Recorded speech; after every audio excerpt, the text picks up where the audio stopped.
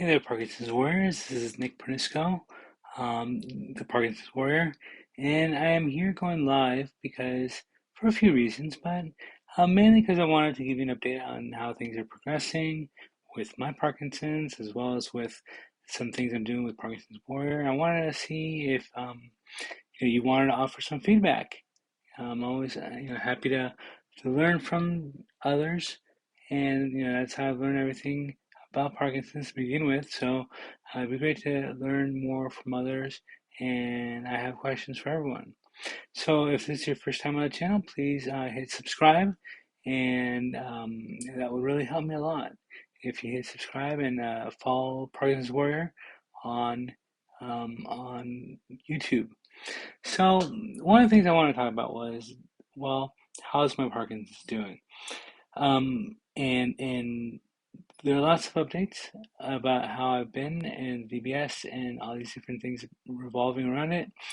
I have had some tune-ups with my neurologist for my DBS, where I guess Boston Scientific has this new technology where um, they can actually map your brain through an MRI and through an X-ray, and then give you the most ideal settings for your DBS.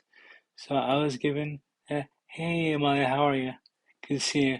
Um, I was given these settings from the neurologist because um, I was um, I received the MRI, I received an X-ray late last year, and I think in January, my neurologist was able to take the data from that MRI, from that X-ray, and give it to Boston Scientific, and Boston Scientific went and they made it into their own like little data array, and they figured out what the best setting for my DBS was. So my neurologist and I figured we should try that. And we tried it, and it was a moderate success, um, not a not a great improvement over what I had had before, but to some degree it was a little bit better, so that was good. Um, since then, she's fine-tuned it even more based on just clinical uh, trial and error. When we were in the clinic and she was doing my settings and all these different things, um, and now I think it's much better.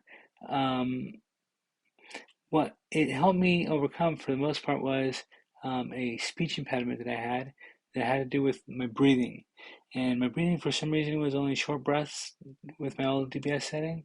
And now I can take like a full breath and, continue speaking and not stopping or having to, catch a breath in between or whatnot. So, or pausing and then having to take a deep breath or running out of air mid sentence or something that hasn't happened, luckily. So that's the main thing that I think has changed. I feel like I still have to some degree some speech issues.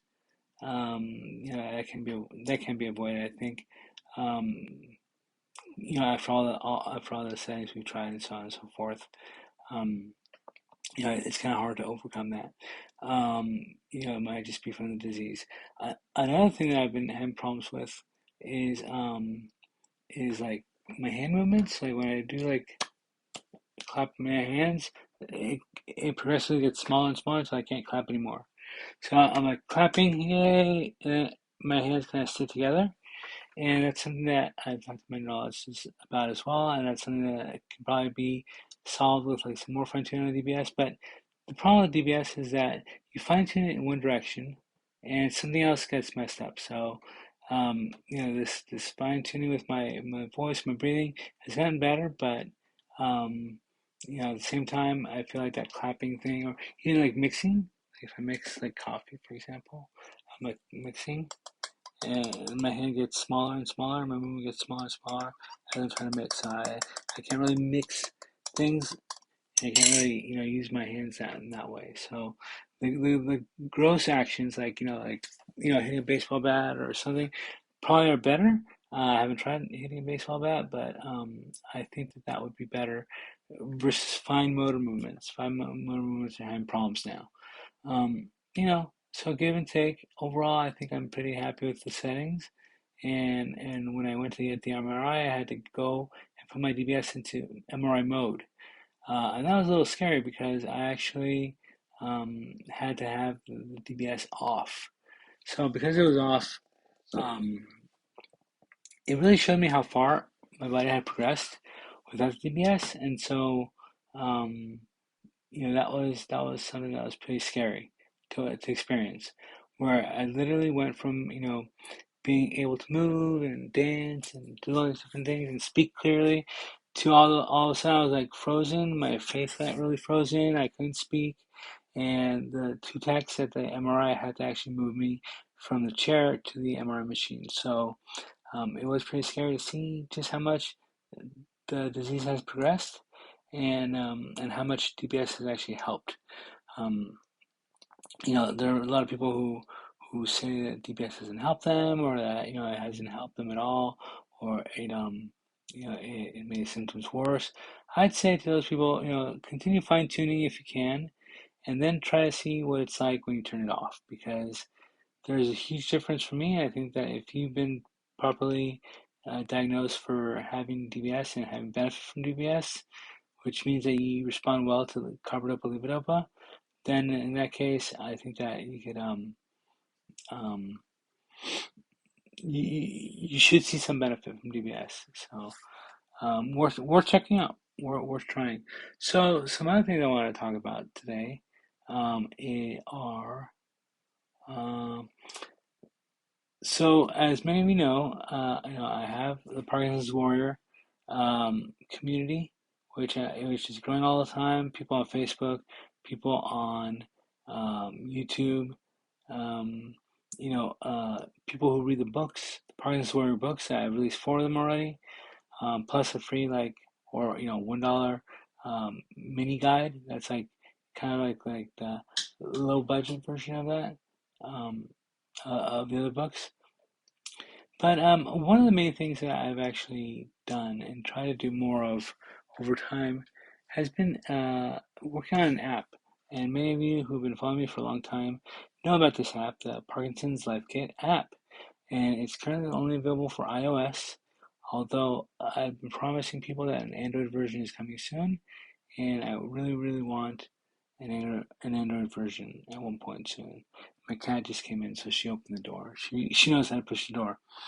Um, One of my cats. The other cat's already in here. But yeah. So I've taken a break from developing that app just because um, it got frustrating for a while, and that I put so much work into it and so much effort, and the sales weren't really like humongous. They're all right. Maybe a few dozen to a few hundred a month. Um, of the app itself would sell. But then I'd get these people who would come in and say, "Oh, this app is missing some feature," and they would give it 1 star. When you give something 1 star, you just don't understand that.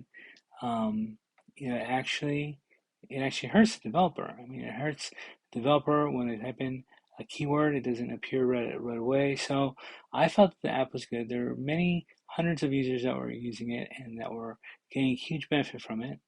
And those people just soured me on continuing to update the app. The data, the app itself is still in the store. It's updated. It's working perfectly. Um, but maybe some people saw it as like, oh, it's just some random app developer. No, I'm a guy on the West Coast of the United States, and I put a lot of time and effort and uh, you know blood, sweat, and tears, I guess we can say, into the app. So I'm a real person, and I have real feelings. And so when people leave a bad review, just because it's missing some feature or because like they don't know how to like turn the sound on themselves, it hurts. And so I put a pause on development for the app for a while. But now I am thinking of bringing it back and updating it to even more better settings and features and benefits for people. Um, because I feel like it's not about me. It's not about me getting a positive review or a negative rating or something.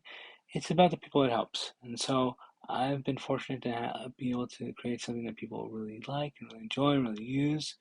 And so I think it's worth pursuing just for that point alone.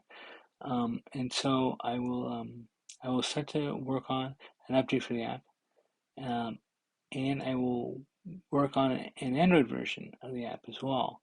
And the way I'm going to do that is that there's this technology that you can use that will help you create an app for both Android and iOS, but you only have to write one code, one what they call code base, right?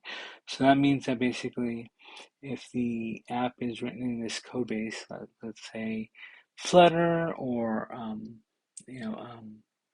React Native, I can create a version in React Native and release it for iOS and for Android at the same time.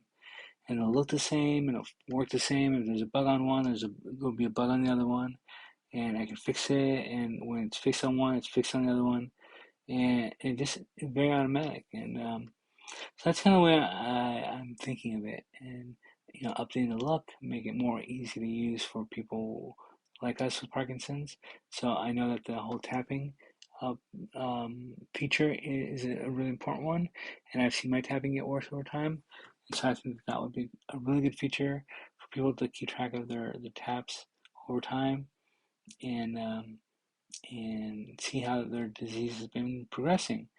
Um, yeah, so um, one of the main things I wanted to do today was talk a little bit more about that, and ask for your feedback. If you have used the Parkinson's Life Kit app, what do you like about it? What do you don't like about it? What could be better? So these are the things I want you to leave either in the comments or message me directly. Um, you know, in the books I mentioned my email address is nick@parkinsonswarrior.com. So you can email me anytime from there. And yeah, it's you know, I'm thinking the app currently has 4 sections, and the app is basically um, the dashboard, which has all your information, which I want it to look more like really modern and something that you can use, and it'll come out really nice and um, sorry, I lost my train of thought. I always lose my train of thought. That's another thing. See, that's something DBS can help with, losing your train of thought occasionally. But okay, so 4 parts of and this is live, so I can't go back. um, but 4 parts of the app: the dashboard, the activities you can do, the medication, and the settings. So these are the parts of the app that I want to update. There's also one part of the app that's like the Parkinson's Warrior store, sort of, where you can like go and buy the books, or you can join the community, which is free on Facebook.